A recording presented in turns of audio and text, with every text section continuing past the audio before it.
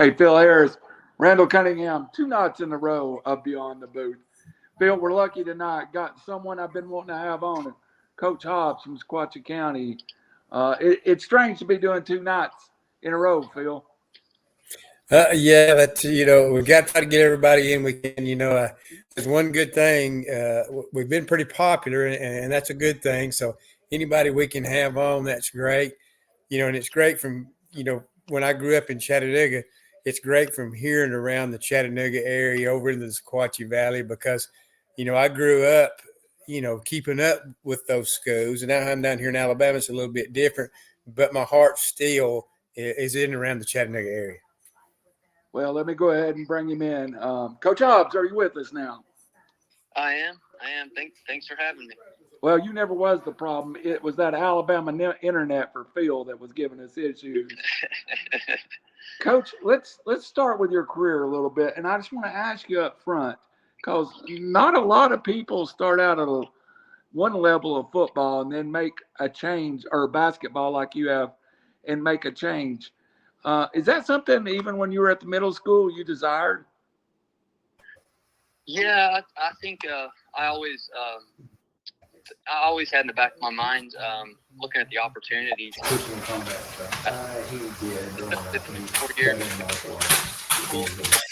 Just the interest that I had grew in high school grew, and over time the opportunity just worked out for me.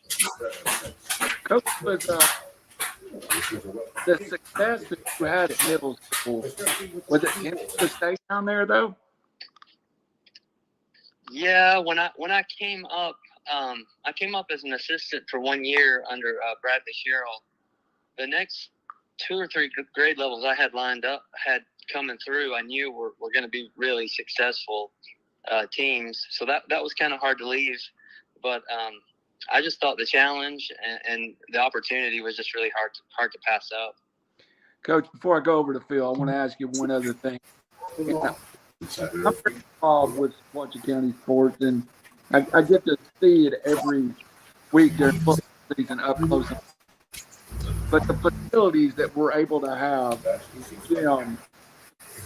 baseball field, school-wise, it is second to none.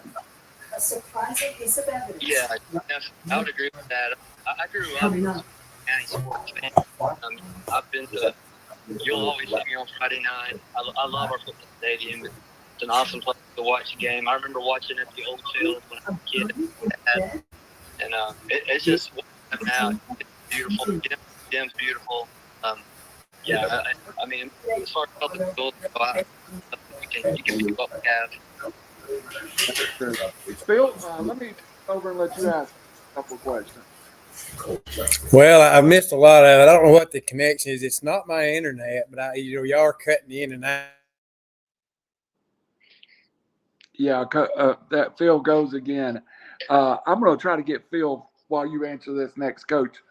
Talking about growing up as a Sequatchie County fan, at what period did you get involved with Sequatchie County sports yourself?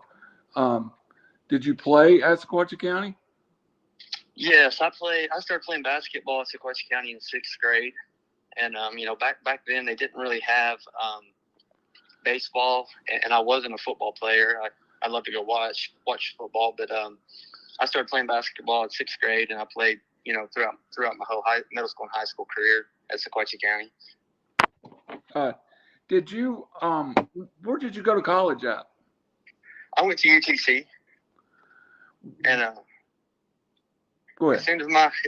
I went to UTC as soon as and went straight into the education program there, and I left playing high school ball and started playing church league and pickup basketball. I was in the gym as much as I could be, right up until I started coaching, and then coaching just started taking up so much time that I sort of lost my way as far as getting to compete at all in any kind of games or leagues. And but I was spending all my time in the gym still as far as coaching goes.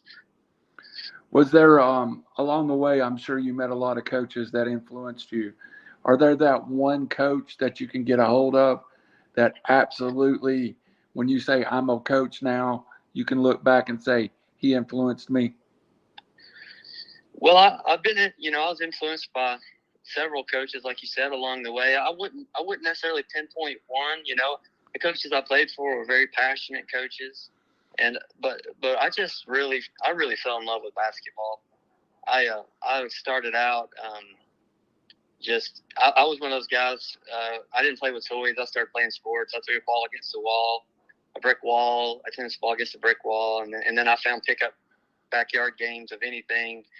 And then when I entered the gym and started shooting basketball, I just fell in love with basketball, and you just couldn't keep me out of the gym after that point.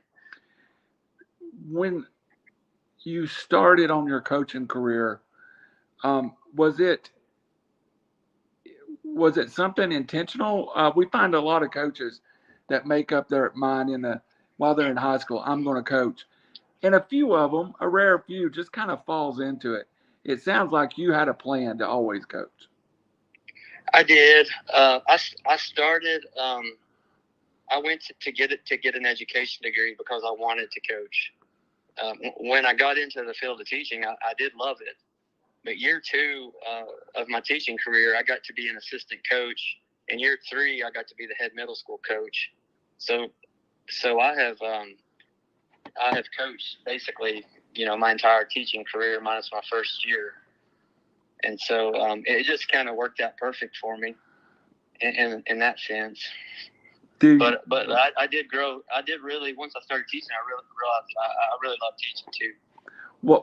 What do you teach currently? I teach math intervention. I've always taught math.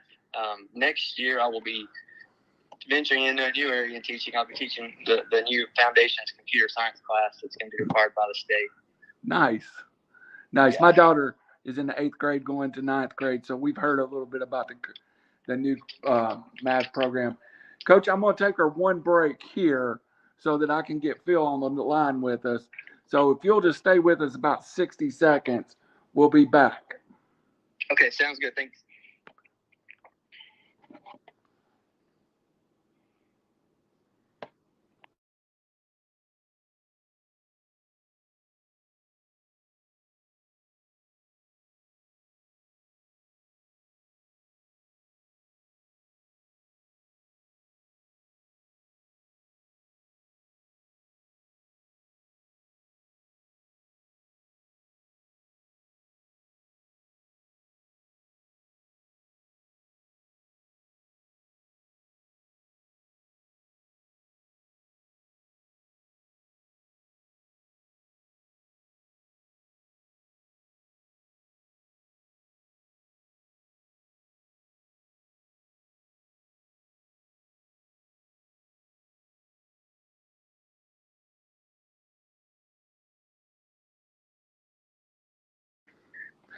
All right, everybody. Sorry about the little technical difficulty, but we've got now Phil on a phone line. So it'll just be my pretty face that you see. But Phil, we talked to Coach as we dropped you about him going to college at UTC, intentionally going to try to get an education to coach, and he's just getting his career started. If you'd like ask some questions there and pick up from there. Well, coaching, of course, you got started at the middle school at Sequatchie County. Of course, I guess that's basically where you wanted to get back to in coaching. But did you have any idea that's where you would end up? When I started my teaching career, I had a lot of nerves about coaching or teaching in the community that I grew up in. So no, I really didn't think that would happen. But the doors were just open. I mean, God really opened the doors for me to get started here, and it just went from there. And I love Sequatchie County, so I really am blessed to be able to coach and teach in this community. Yeah, it's very rare that you get that opportunity where it comes that quick. Usually most people have to circle the way, pay their dues, and move their way back in. And like you say, sometimes God works in mysterious ways. Evidently he wanted you to be there. That's the right spot for you, and wanted you to be there. And that says a lot. I guess that takes a lot of prayers too.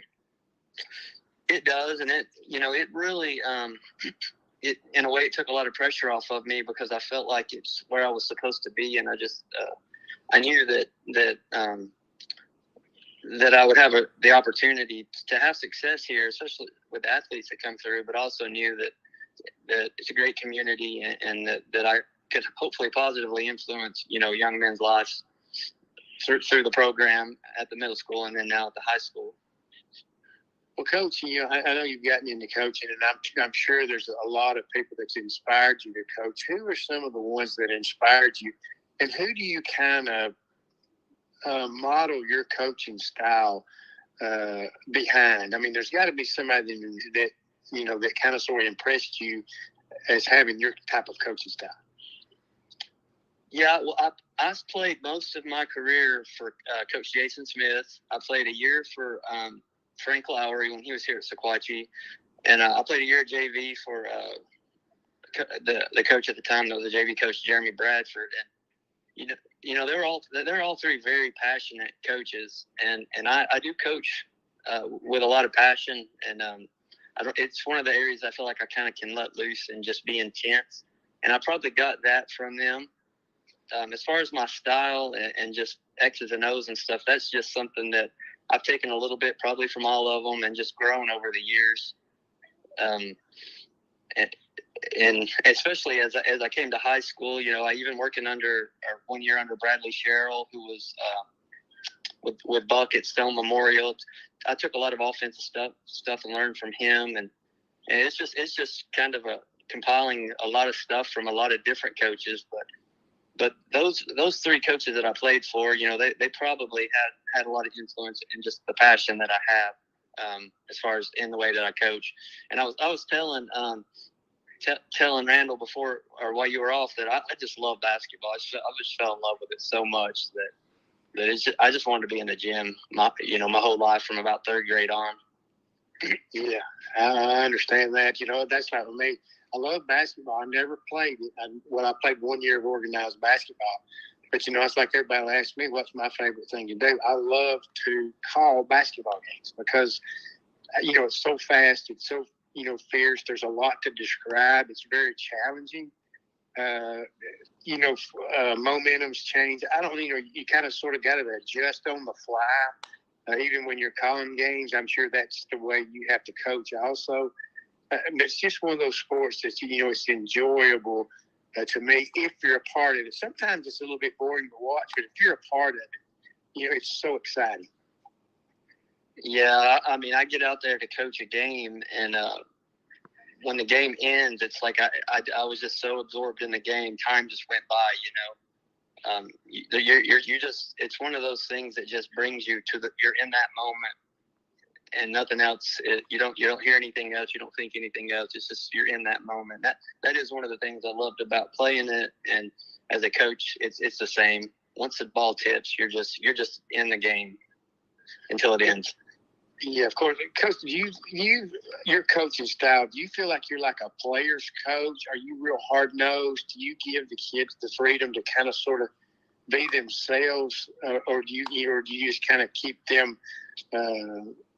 Where you can be yourself to a certain extent, but stay in that gray area? I would say that I'm probably, by my players, considered pretty hard-nosed. Now, if you went back 25 years ago, I probably would have been a player's coach. You have to adjust. Things in basketball have changed a lot over the years. I think of myself as a player's coach, but I'm not sure that they would call me that. I am pretty hard and pretty demanding. I never will lower expectations. They're going to be high from start to finish, and I don't do excuses. And so I know my players will leave some games, some practices pretty frustrated with me, but at the end of the day, I know they know that I love and care about them. And that gives me the freedom to be able to be really hard on them. Well, once you get to that point, I think all kids respond to that. If you coach them hard, they expect that. If you don't coach them hard, they think something's wrong. Right. I agree with that completely. Yeah. Coach, of course, I know you've had some success at Sequatchie County, and of course, you kind of learn as you go. Tell me about, of course, your wife, Marcy, and of course, you've got a son, Braylon, who's in the 7th grade now. I guess he's going to play basketball, and I guess you'll look forward to coaching him. But your wife, how does she work into this? I even in being in radio, I have to have the support of my wife, or I wouldn't enjoy this. How important is she to you? You can't coach without a wife that's not bought in and loves it too, and believes in it. My wife, I wouldn't say just absolutely loves sports, but she loves the cause of trying to be a positive influence in guys' lives. And she's super supportive.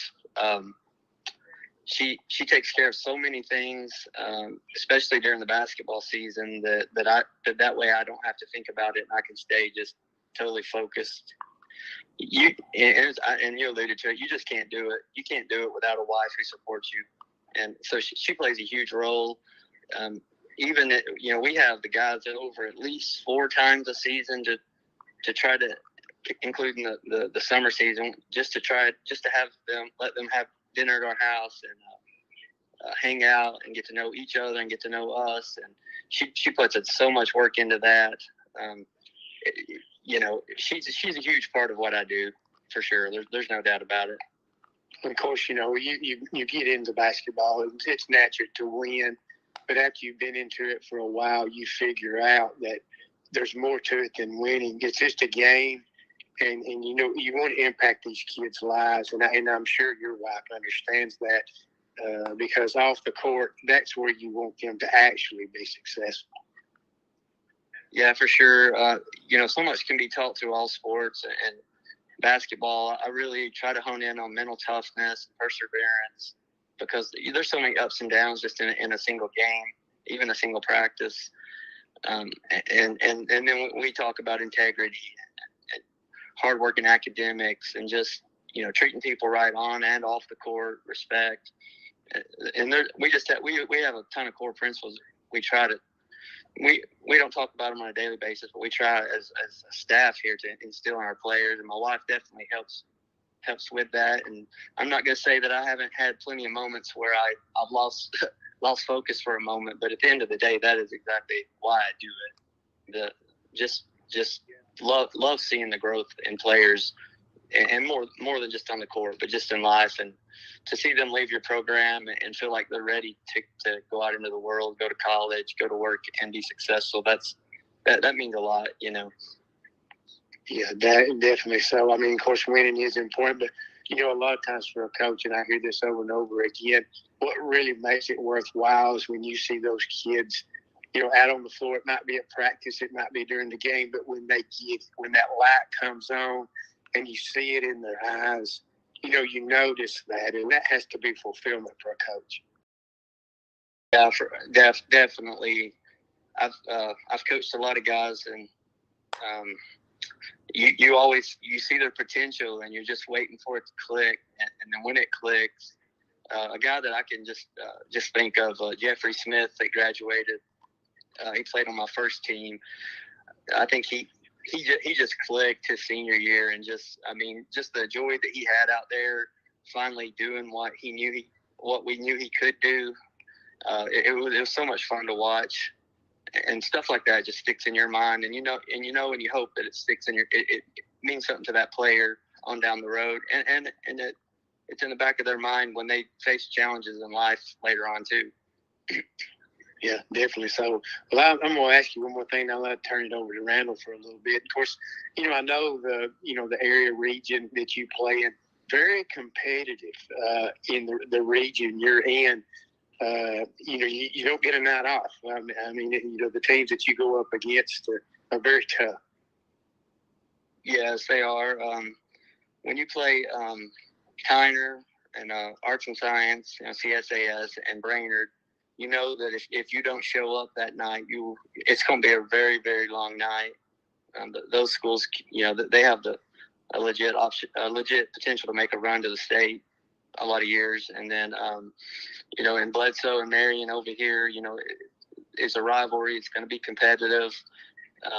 And so, yeah, like you said, our guys, they have to be prepared and ready to go each night, or it can be a long night. And we didn't have many long nights last year. We were right there in mostly every game, whether we won some close ones, lost some close ones, but our guys were prepared, mentally prepared, and that's a credit to them, just being ready to play every night, especially when we had to cram in games after we didn't come out with a ton of wins after that snow, but my guys, they were ready and they battled, and we lost a ton of close ones in that stretch, but just the mental toughness I saw in those guys was a testament to what kind of team I had last year. Yeah, of course, that will carry over next year, because I'm sure you've got a pretty good nucleus coming back for next year, and that will carry over. Things like that, oftentimes those kind of things brings a team together. Yeah, for sure. I can see where just the adversity that we dealt with. We were on a 6-game winning streak when the snowstorm hit, or whatever, the snow that we got that wouldn't melt. And I think we lost 2 out of 7 or 2 out of 9 down the stretch in the season after that 6-game win streak. A lot of those were very close games, and we dealt with some injuries too. But we're losing 2 seniors, but I know I can see where we've grown through that, and where we can build upon that experience to this summer and next year to get to really be making that next step into a really, really good team. Well, go ahead, Randall. I'll let you ask a few. Coach, not only was it a snowstorm, but the fall, you had football make a pretty deep run. You were kind of late getting some of your guys. Then you got rolling, and it took almost another break. So this fall really was, you already alluded to it, but it really was different. Yeah, it was tough. I mean, last summer and even the end of last year, we really repped Austin Griffith, a freshman, to be our point guard for this year. And then he took an injury in football that put him out the whole season. So Lamont Kelly, who played the 2 guard all summer and was ready to go at that spot, he had to quickly move to point guard. And like you say, I think he came back from football and practiced about 4 times before our first game. So when you get into season and you're playing 2 or 3 games a week and trying to adjust positions and stuff like that, it's difficult. But I will say Lamont, he really stepped up. I mean, he ended the season at point guard with like a 1.4 or something like that assist to turnover ratios, which is just a huge testament to him being able to switch gears on the fly for me and buy into a role that he didn't intend to play. Also, and I was super, super proud of him in that. Lamont's good athlete, good young man. You had a couple of other football players come in that kind of took on a lot of minutes early on. And at a school like Sequatchie County, you have to share athletes, and working with each other's staff to try to protect a little bit. After you get those kids back from football, do you have to take a little time to get them out of football mentality into basketball mentality? Well, to some extent, yes. Lamont and Sam Evans, they knew, being a little bit older, that they knew coming in, what was expected, and they were ready to go. Some of the younger guys, I think it takes a little bit longer, especially mentally to change gears for them. The biggest thing for all of them is the physical adjustment, the conditioning, which with Sam and Lamont, they're very well conditioned guys coming in, so it wasn't much of an issue. Now some of my younger guys, it took a little bit to get in basketball shape, but Sam Evans he's a huge part of what we do, and he came in ready to go. And he's a super smart guy too, quarterback on the football team. And he's basically the quarterback of our defense, which is one of the strengths of our team. If he's seen a set one time, he'll diagnose it right off the bat. But any other time it's ran against him, even if it was from the season before. And he just anchors the back of our defense. But yeah, he comes in ready to go. Him and Lamont both did. Yeah, Sam's been on here a couple of times, and it's kind of like his quarterback training kind of makes him a coach on the court or a coach on the field. It really does stretch his abilities to analyze and to correct. But you also have a couple of young men whose main sport is basketball, and both of them seem to be super successful. Yeah, Beckham McKendrick was new to our program this year, and he came in and had a heck of a year. He's a junior this year. He scored like 428 points this year. Shot around 36% from three. He had an excellent year for us, and he's a basketball only guy. Another guy that was super successful for us this year was Riker Terry. I'm not even 100% sure. He's probably a baseball first guy, but he approaches basketball like it's his first sport as well. He played excellent this year. I think he averaged 11 or 12 points a game, around 8 rebounds a game as a sophomore. And but him and Sam have basically been playing a lot of minutes and starting since their freshman year. So they have a ton of experience, even though Wright's a sophomore and Sam was a junior. I almost look at them like seniors coming back next year, which Sam will be a senior, but even Wright, I'll look at him as an old, like he's been through a lot of games, Coach, how do you approach like summer ball with you talked about Austin, Sam, Lamont, and Lamont was a senior, but how do you approach summer ball and football when they have 7-7? Well, that's I think a relatively new challenge, for high school coaches, especially in schools like ours that share athletes. I set some rules, some expectations, and the guys buy into it. If they miss a certain amount of basketball, they have to make it up, and we find time and we get it made up.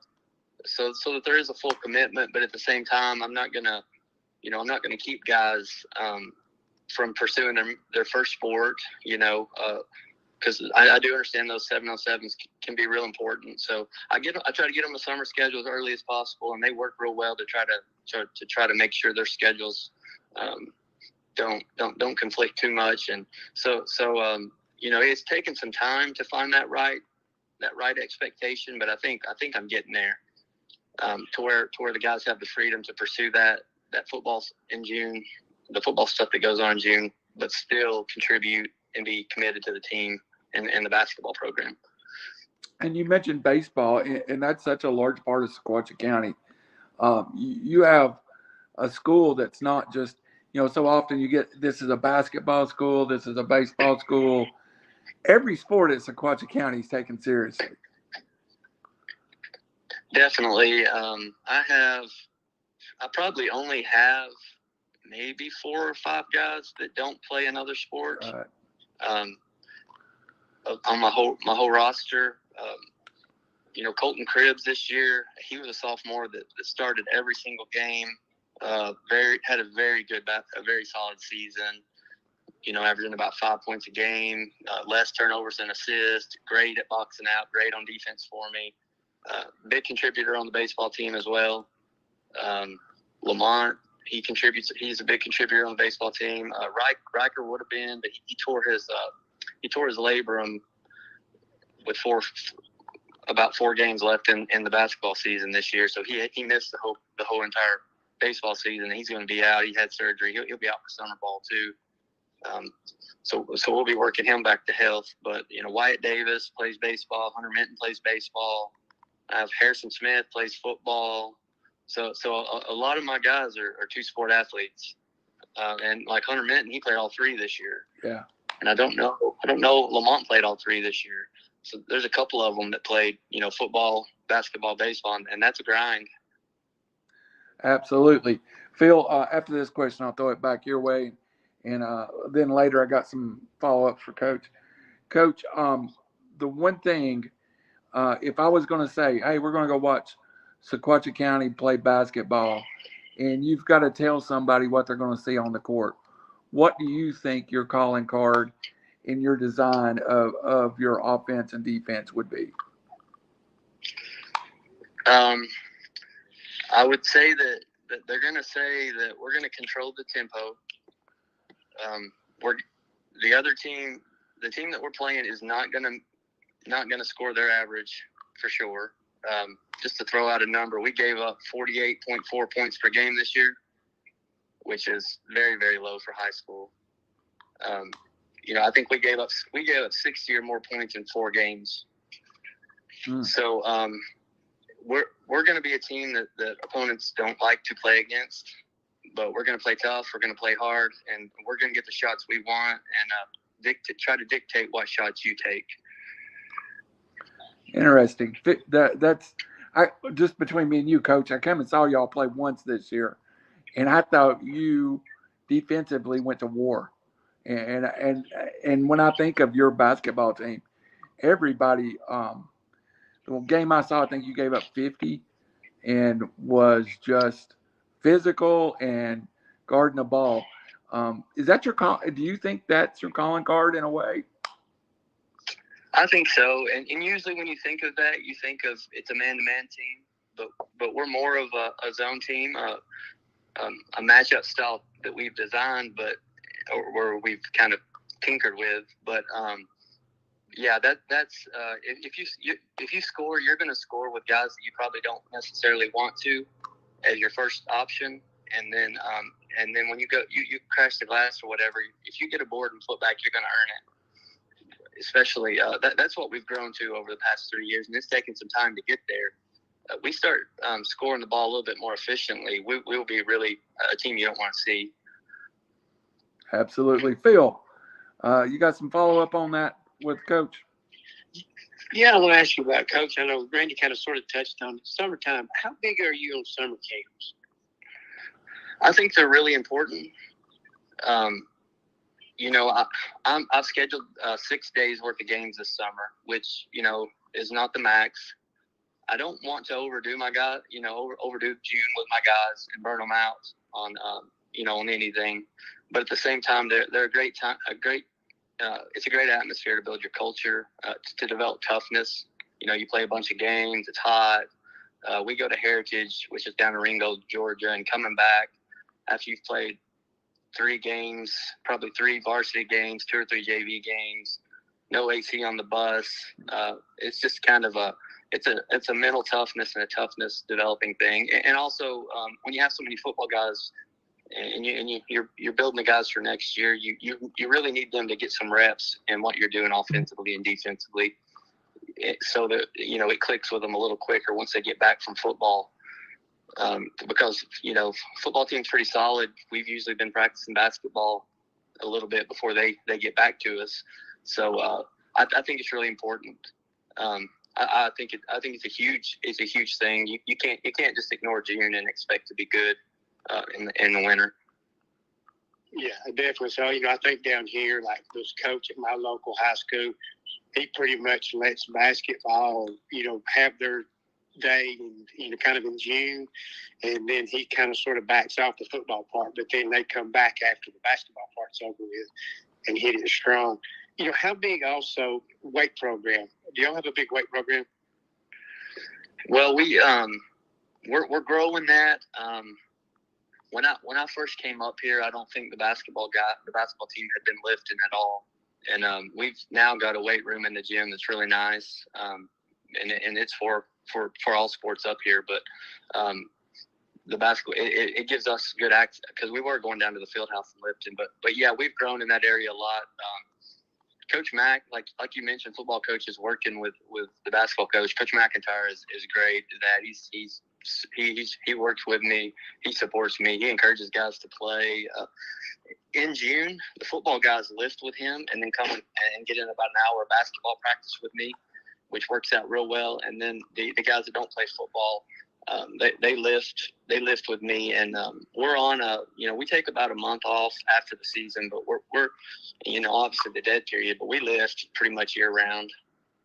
So that has really been a big part of our growth. I think our bodies still aren't the size that I'd like. We're still a little smaller at times out there, I think, than I'd like for us to be, but we're really growing in that area. And I think, that's a lot, like down here where we're at, that's a big thing in football, basketball, even in girls basketball, girls softball is weightlifting, because you really don't have as much practice time the states don't allow you a whole lot of practice time. No, I mean, we practice, I guess, about 2 weeks, and then the Hall Champion games, start up. So there's not a lot in the preseason. We're allowed to work with 3 guys a day, so we can do some skill work and stuff. But you can't run you can't run team practice type stuff with 3 guys. It's going to be beneficial, really. So we do skill work. I'll work with 3 guys, 5 days a week. But we lift, and the gym's open for them to shoot. The guys that don't play football in the preseason, and then kind of the same thing in the spring. The football guys are lifting, but the gym's open for them to shoot. So and I can run 3-man groups then. So the summer is important in that I can do team practices then. So because outside of the season, the rest of the year, the most I can work with at a time is 3 guys. So, but we can be in the weight room, so we'll definitely use that time to get stronger, and they can shoot in an open gym capacity, playing with other kids from the school and stuff like that we do. So, we try to be smart in the way that we get them in here as much as we can, and we don't miss many days that we are allowed to coach, Yeah, last night we had Coach John Tidmore, that's been a long-time coach down here at Collinsville, and he talked about it's something he pointed out that I didn't realize, because when I grew up as a kid, we were in neighborhoods. I grew up in neighborhoods where you played football, basketball, baseball with all the kids around the neighborhood, and you played year-round. And like he talked about, he goes, used to a lot of the kids honed in on their skills and learned how to play the game on their own. So when they walked out on the court, they kind of had an idea, a start, so to speak. He said, kids don't do that as much anymore. You don't see kids out playing backyard football and backyard basketball. So that's why our practice time and our camp time and our skill work is so important now. And I'm sure you heard what Gino Oriema said. A lot of kids now, they play a lot of games, but don't get a lot of fundamentals anymore because, they'll stand around and tend to want to shoot the basketball.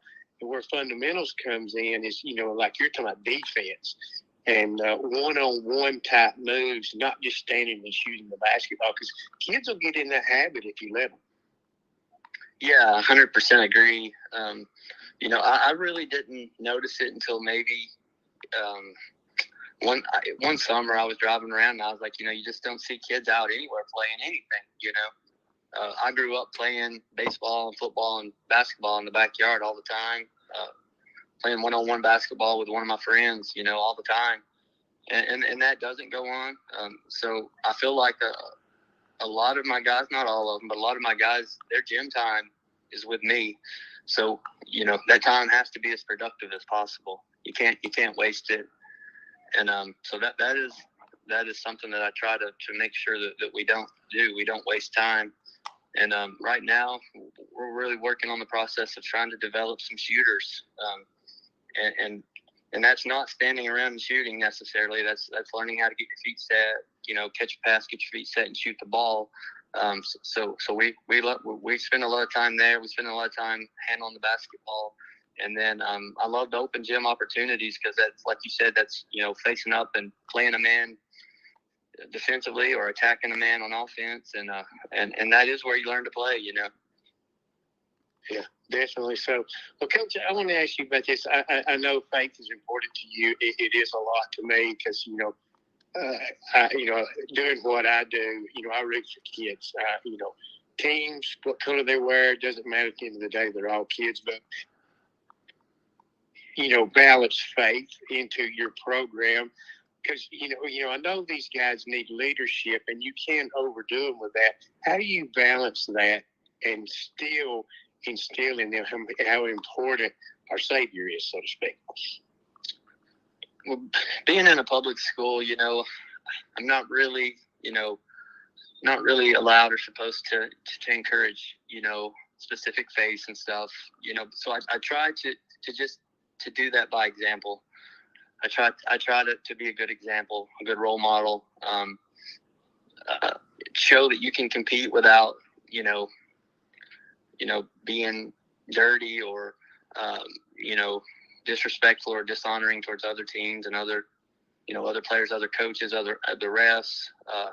In practice, we don't cuss, we don't, and they know that, and I know that a lot of them probably do, but they don't in front of me out of respect, for what we're doing in there. And faith is a huge part of my life. A big part of the reason that I coach is the fact that, I've trusted Christ as my Lord and Savior, and I feel like that it can be a ministry. And so, they know I care about them. They know I love them. They know that I'm there for them. They know my beliefs, and if they come back after school and ask me about them, I definitely sit down and talk to them about it. Or, if any of them ask me about it, I'm definitely willing to discuss it with them. But, I have players of different religions that play on my teams, and that's definitely respected, and they know that as well. So yeah, that's the approach that I take with it. Yeah, kind of lead by example. Yeah, definitely. I like to try to think that servant leadership is something that I put in our program, and try to instill into the guys the same mentality that we're there for each other. There's nothing that I can't do, as far as sweeping the floor, helping clean up a mess, whatever. And I have guys, that are really divine to that. I have a kid named Wyatt Davis.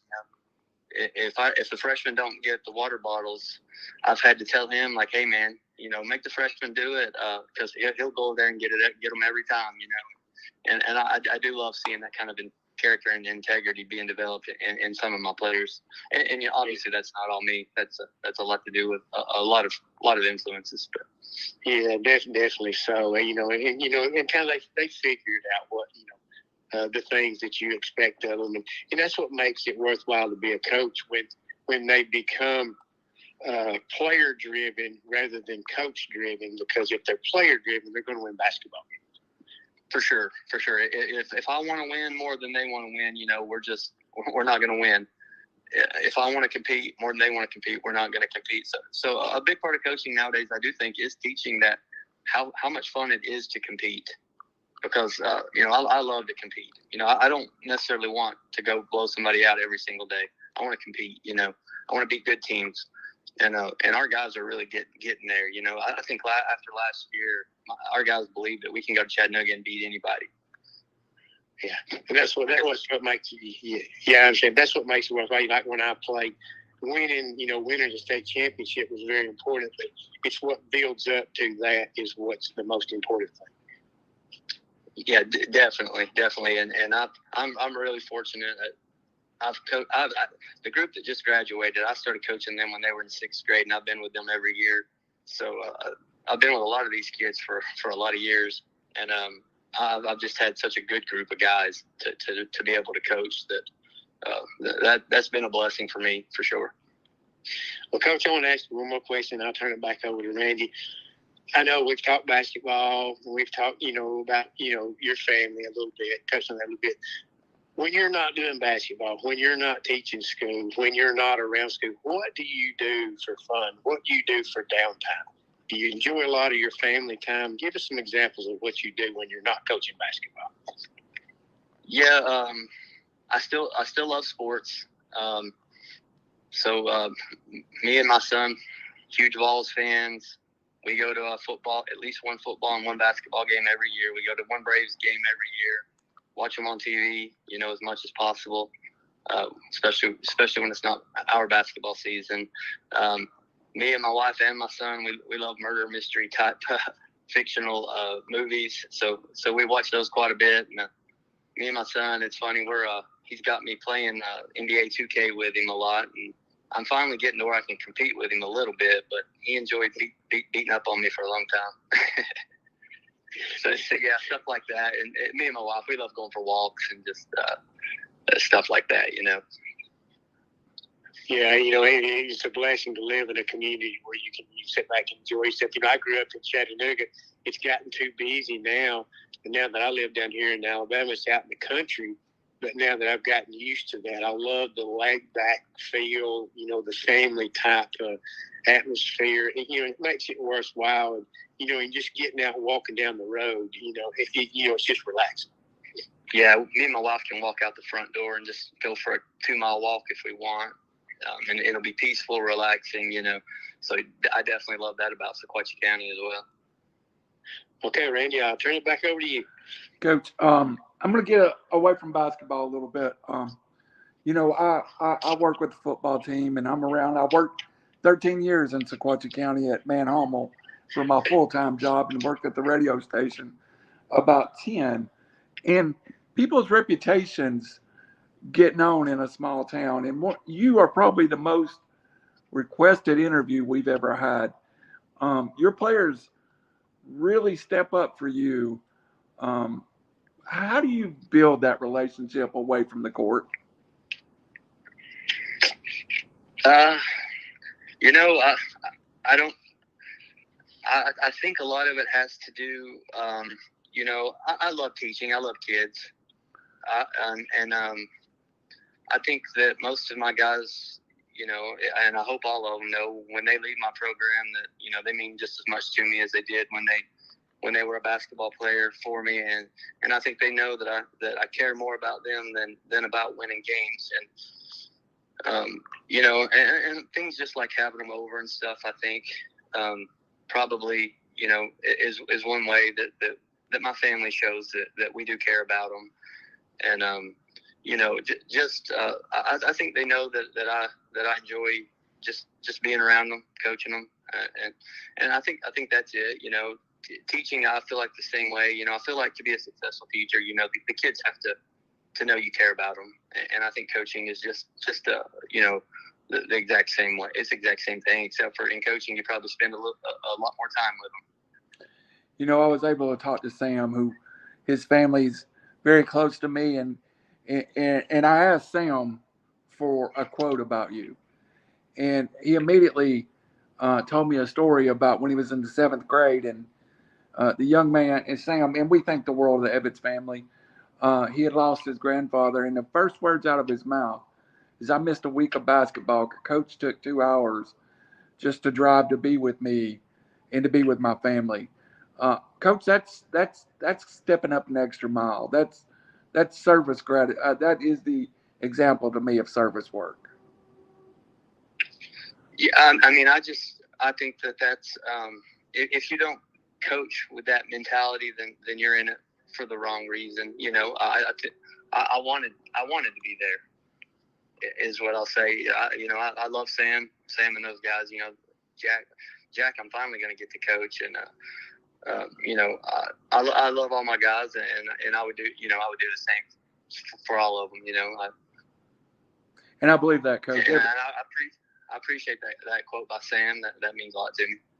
It meant a lot to me, man. I texted him back, and I asked Sam. I said, I don't want to use this in the show. And he was like, absolutely, use it. So that meant a lot to me. I also have a secret source inside of Sequatchie County that gave me a story about you too. That may not be as flattering, but it involves. I've marked out the coach's name. It just says Coach XXX.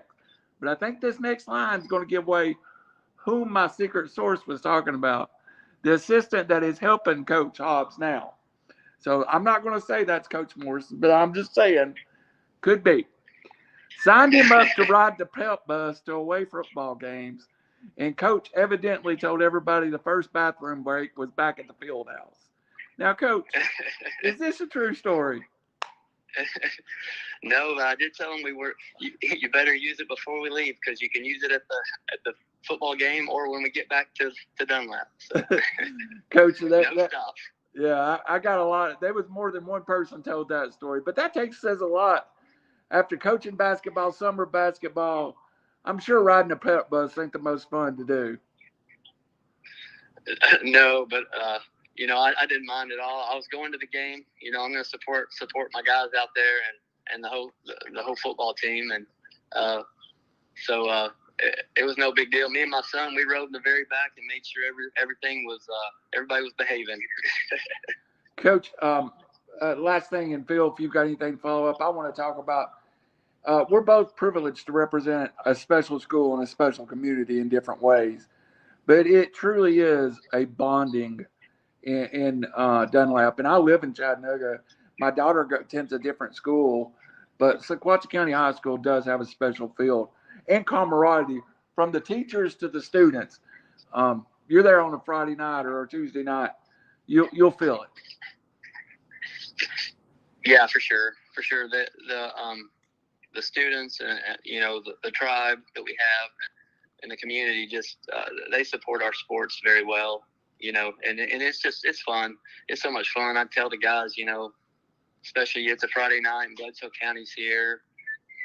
We're about to take the court. It doesn't get any more fun than that, to go out there and compete in front of everybody. And when your years are up, playing high school ball for most people, that's the last time you get to experience that. So I try to get them to soak it in and enjoy it. It is fun, and our community is it's great. It's a great community to be in.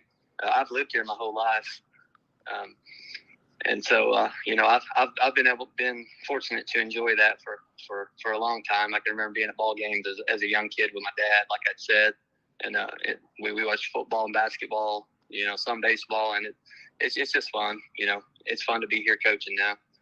And the students, I really always Friday night looking down from the booth, the student body always shows up. There's nothing rowdier than a Sequatchie County student body. If you look across the field and see Marion County or Bledsoe County, the kids really take pride in their school.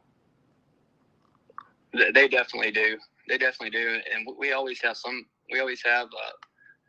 a kid or two really step up and drive that. And I'll ask them, hey, we got fans coming tonight, and I know we do, but they're, of course, and they've already been sending out messages, getting everybody fired up and ready to go and support the Indians and the Lady Indians, and it's just a good environment. It's a lot of fun.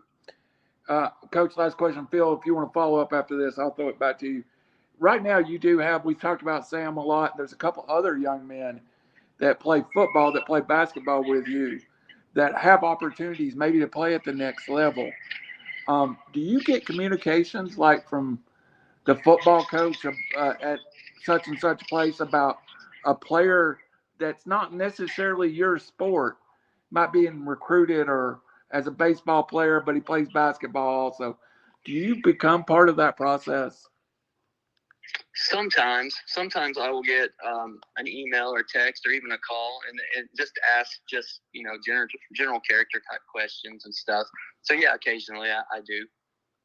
That's cool. It's cool to see that we have kids getting opportunities out of our neighborhoods and the community. And I think that from feedback I've gotten a lot of times, coaches really like multi-sport athletes, and especially guys that are going to give it their all, like Sam and Riker, Lamont, Colton, so many guys, they're going to give it their all in both sports. The college coaches like that. Yeah, and you that one next year you get to coach for the first time. He might be cut from one of those cloths too, in Jack. So yeah, most competitive. Yeah, for sure. I asked him to do radio with me this year to keep him busy during football, and we'd have to tie him to the chair if we tried to hold him there too long. I believe that. Phil, you got anything to finish up with Coach, and we'll get out of here and let Coach go enjoy his family. Yeah, maybe a thing or two. Well, Coach, it's been a pleasure. I've enjoyed talking with you. Maybe in the future somehow our paths will cross. I'd like to meet you in person. And and what you were talking about kids playing all sports and colleges like that, at any level, if a kid is a playmaker at the high school level, he's going to be a playmaker at the college level. That's just kind of a proven fact. So I think that's what a lot of coaches look for. Yeah, I would agree, and they just, I think they love to see that, a guy is just a competitor. They don't, the guys that play multi-sports for me, they don't just show up and go through the motions in basketball. They're there to play. They're there to compete. They want to contribute. They want to win. Harrison Smith, man, he's one of the most competitive guys that I've ever came across, and a heck of a football player. But he's going to have a a great basketball career as well. And I can see him playing football at the next level just because of that drive, along with, several of the other guys. But, Coach, I not to interrupt you, but I actually had a player up at Mex County after losing a playoff game tell me that the next day he was going to go work on his basketball game. It just lost his football playoff game and was worried about getting back and playing basketball. And I don't remember who it was, or I tell you, it might have been Lamont, but I that just stays with me.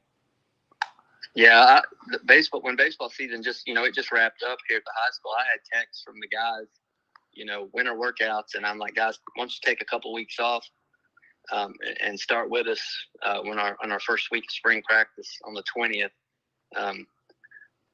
So I told them to take a couple weeks off because I know that for a lot of them, they've been going they've probably all been going since about July. So since the dead period ended. So.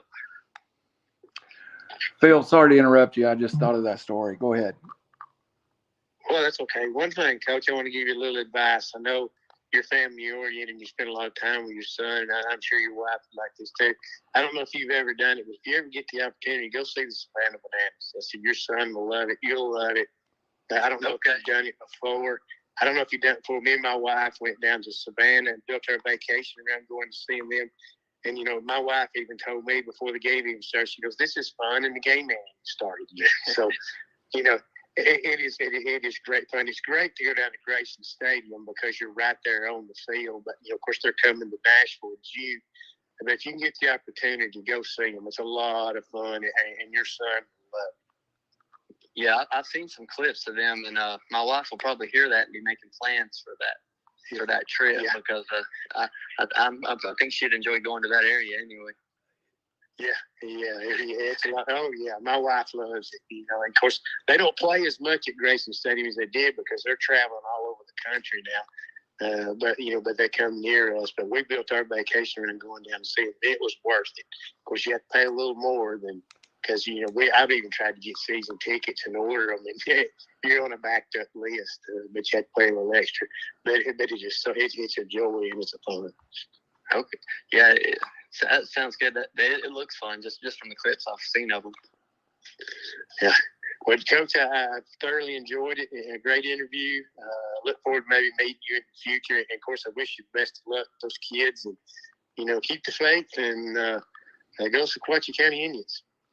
I appreciate that. And, hey, I want to throw out and recognize my one senior I didn't get to talk about yet, Dante Heyman. Heck of a basketball player, heck of an athlete for me. He was a basketball-only dude, but injuries. He had a lot of injuries over the years, but he's one guy I'm going to miss, and I didn't mention him. I want to get his name out there.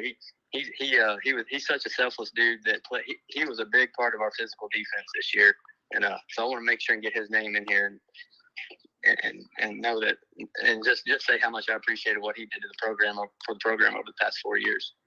So, Coach, I awesome. appreciate you guys having me on. Coach, I'm sorry for the technical difficulty. I'm sorry to the fans who had to sit here and look at me and nobody else for the last 50 minutes. So I will see if I can put up a logo or something for you.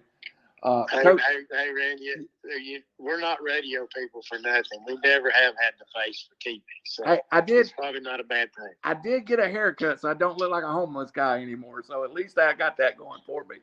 Coach, anytime you want to come back, you got anything, fundraisers, that kind of stuff, hit us up, and we definitely want to get you back down the road. And we're sorry about the technical difficulties getting off the ground today. Okay, no worries. I appreciate you giving us a chance to talk about Sequatchie County basketball. Anytime, Coach. Thank you very much. All right, thank you. See you guys. Thank you. Phil, just finish up real fast. That was a heck of an interview with Coach, and I enjoyed him. And he has, when I was looking for guests, I had multiple parents come to me and say, why have you never had Coach Hobbs from the basketball team on? To be honest, I never had thought of it, Phil. Yeah. Well, there's ones like that. I mean, like, for instance, Cole Hicks down here at North Sand Mountain, it'd be great to have him on sometime. And, of course, these other coaches we want to have on. It's just a matter of getting time and thinking about it. And you're right. That has a lot to do with his because everybody kind of sort of slips through the cracks. I mean, that's like with Glenn Hicks. John Kirby, a friend of mine, told me that idea to have him on, and and he was great on the show. So and he's one of them. I didn't know if he would come on or not, but he was like, "Yes, I'll do it." So this was a great interview. I enjoyed talking with Coach. Very knowledgeable, very personable. So it's always great to have people like him on. Sequatchie County's blessed to have a staff of good coaches and good teachers. We didn't talk much about his teaching career, but good coaches, good teachers, hard to find. Phil, we got next week. I don't know if we've announced who's going to be here. I'm not sure, but we'll have somebody next week. Also, want to plug on May 21st, Tennessee All-American place kicker from 1975, Ricky Townsend's going to be on the show, Phil. Played for Bill Battle, was there in the transfer from Battle to Majors. It'd be really interesting, as he was a Battle player, to hear his stories of Bill Battle and what it was like knowing in 76 Johnny Majors, even though he had graduated, Coach Majors was going to be coming into the program. Yeah, and on top of all that, too, something you don't see anymore was barefoot kicker. Absolutely. And that's something to talk about, too. And of course, he's a big faith guy. I reckon he's got a ministry over in Dalton. So, he does. Hey, it'd be great to hear some stories from him. In the early days of football, there's the guys he played with were guys when I was a young kid, when we got to go to the orange and white game, and there's people like Mickey Marvin and people like that were playing at that time. One of my favorite all-time players, UT players, especially when I was young, Larry Severs. A lot of those guys he will know. And, Larry Severs is another one of them, that was an icon back in those days. So, yep. And it's always great to hear from those people, because that's the people you grew up and you knew the starting lineups of the football teams back then. Absolutely.